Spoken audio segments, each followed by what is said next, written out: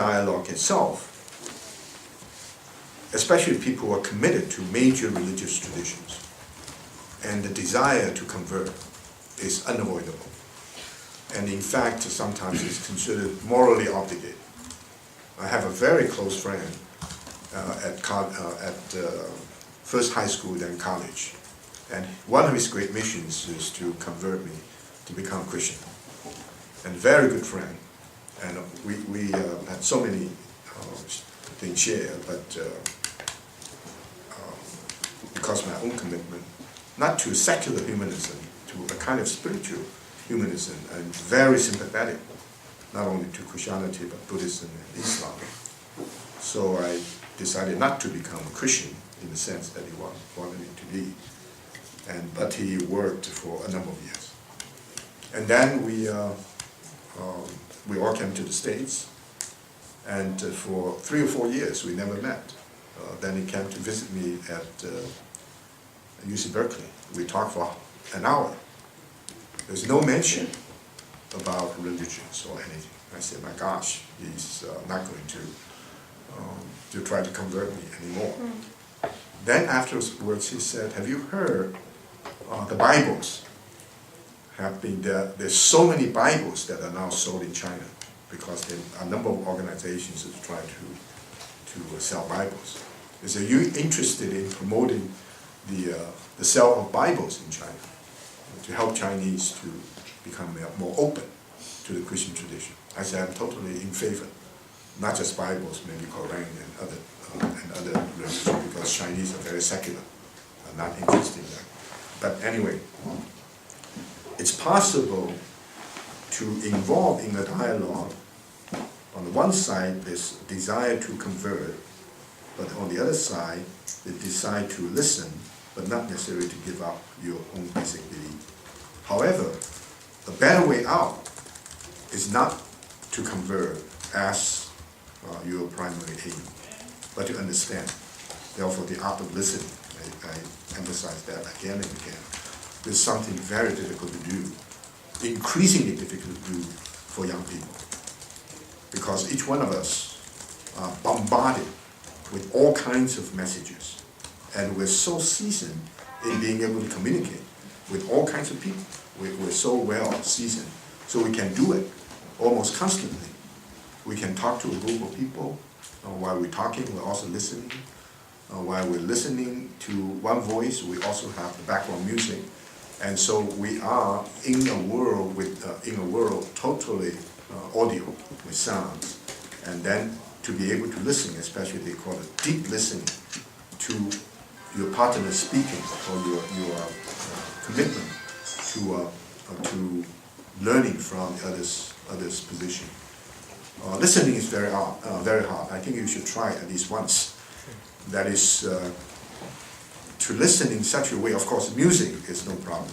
Conversation, and to understand not only the voices, but intentions and the emotional aspects. So deep listening becomes one of the beneficiaries of dialogue. The other one is, of course, extending your horizon. I mentioned it before. And if you never encounter something we call the radical otherness. Not that you have to find people who are so weird, so different from you, in order to get that experience. That's out of the question. If you are especially some study or some subject, in science, in literature, in art, that you never encountered before, develop a dialogical relationship with that. That will extend your horizon. And of course, you need to enhance your self-awareness. When you extend your horizon, you listen deeply to other voices. And these kind of experiences help you to become more reflexive, more aware of both your strength and your own limitation. Now let's return to a special feature of the Confucian tradition. Because whether it's a religion or philosophy is something still problematical, because I mentioned before a number of times the distinction between philosophy and religion turned out to be modern Western preoccupation. The Greek tradition on the one hand and the Judaic on the other. So in many other traditions, in Hindu, certainly Islam, in other major spiritual traditions, the two are totally intertwined. So a Buddhist master, once I studied with him, he said, remember Buddhism is both religious and philosophical. Without this religious commitment, you will not be able to really understand the inner resources of the tradition. But without your critical appreciation, you will not be able to really understand intellectually. So both philosophical and religious, so we don't have to worry about that. But the special, you can say, strength or limitation of the Confucian tradition is that it is regarding the secular as sacred. And normally, Herbert Fingerat's notion, the secular world is sacred. And so it's possible for this tradition to be involved in a dialogue with other traditions in such a way that it becomes both a constitutive part of that tradition and allow the other tradition to become an integral part of itself. So traditionally we talk about Confucianism, Taoism, and Buddhism in China. And the fusion of horizons of these traditions is taken for granted.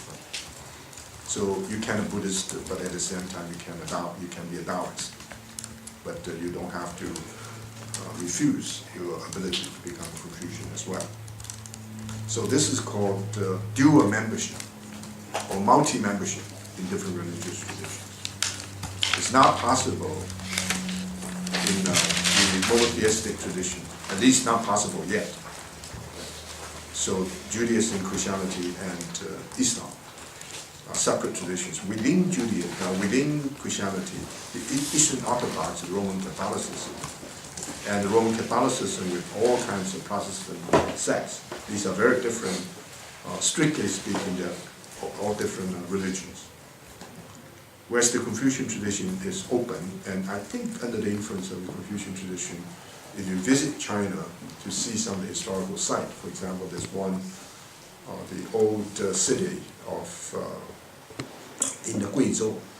The old city, when I visited there, there was a Confucian academy. Almost adjacent to the academy was a Buddhist temple. And across the street from the Buddhist temple was a Taoist shrine. And there was also a Catholic church within walking distance. So we look at the record, these are very different traditions.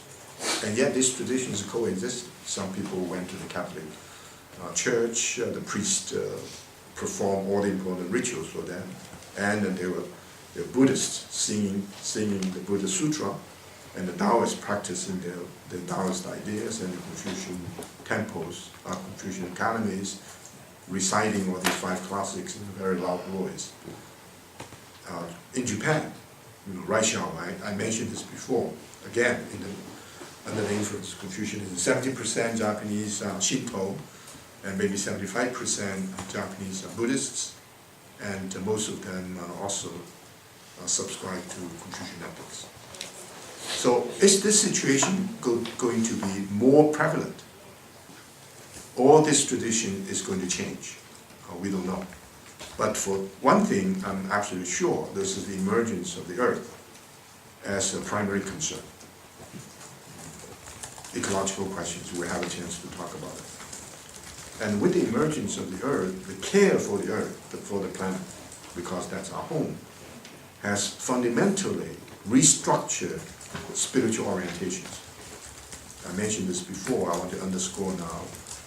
You cannot imagine a Christian leader who presents a sermon encouraging his followers to wait for the kingdom of God yet to come, and to totally ignore, not only to ignore, even positively pollute the earth, because the earth, after all, is not sacred.